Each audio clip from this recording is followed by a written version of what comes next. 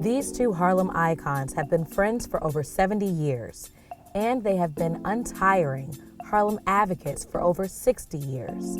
Lloyd Williams and Voza Rivers are true Harlem heroes.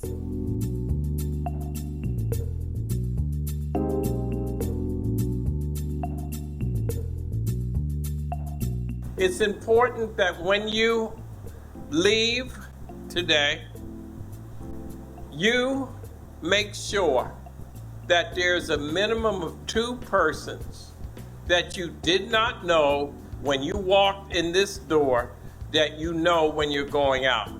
As the president of the Greater Harlem Chamber of Commerce and the chairman of Harlem Week, Mr. Williams has been a guiding light for business in Harlem.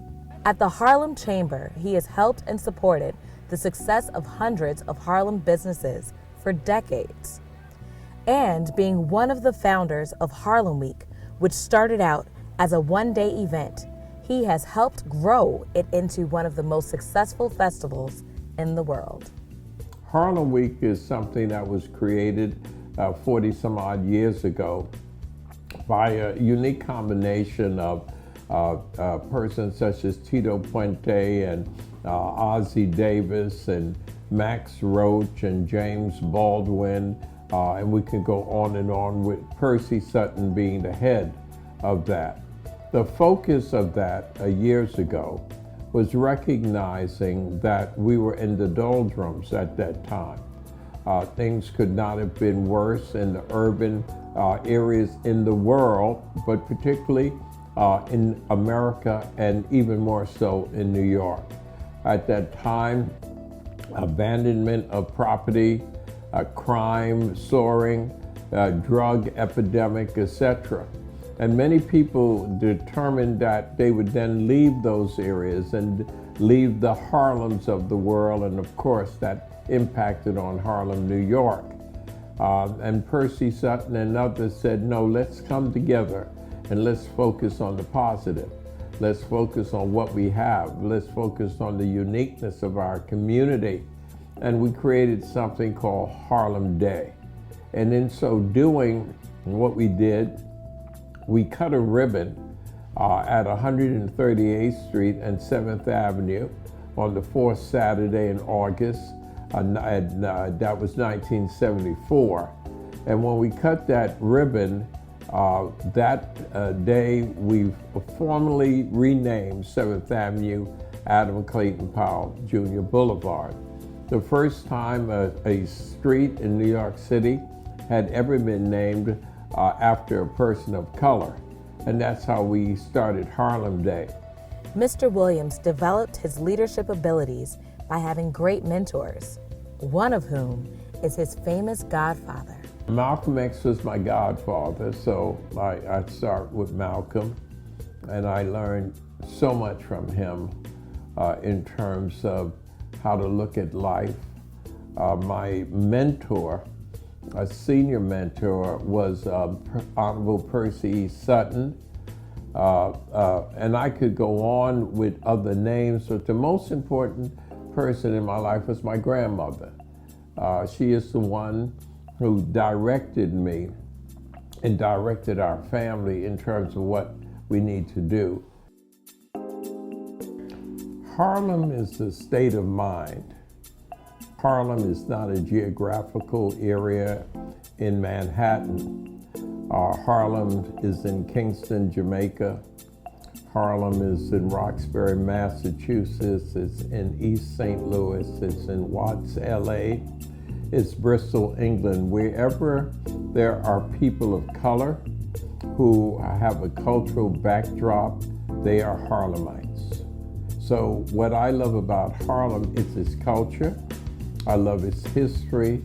I love its stick-to-itiveness in the most difficult of times.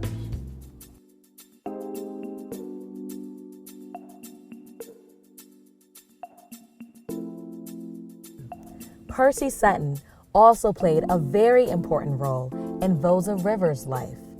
I got drafted by the Army, and I knew that I didn't want to go because I didn't believe in the Vietnam War.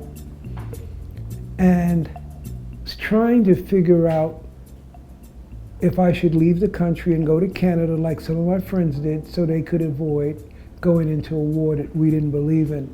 Percy Sutton, I spoke, he was the borough president, and had a conversation with him about going into the war. And he said, well, you know, Voza, there are certain occupations that are exempt. And it's in, there are certain government contracts, they need people still. There are certain occupations like police, firemen, construction workers, engineers, etc. I said, oh, so if you made a decision about any of those positions, I will try and help you find a way to be a part of it so that you don't have to go. The school right here, 135th Street is very important to me. 135th Street, they're still there. It was back then my mother went to the school, my sister went. It was called Harriet Beecher Stowe, Junior High School 136. It was an all-girls school. But you can go in on any Saturday and take a civil service exam. And so that's what I did. I walked, I took a civil service exam, and the only exam that day was for police officers. So I took the exam, and I got a real high mark on the exam. And I told Mr. Sutton, and he said, well, Voza, maybe you should go. What war would you rather be in? Local or a war that you didn't believe in? And I decided to go into the police department. He was the borough president. He says, and I'll look after you. I was assigned to something very, very special in the police department, and that was the creation of something called CompStat. CompStat is used to predict, based on statistical information, where crime will probably happen. It is used by the police departments all over the world now, but I worked on it at the New York City Police Department before they adopted it.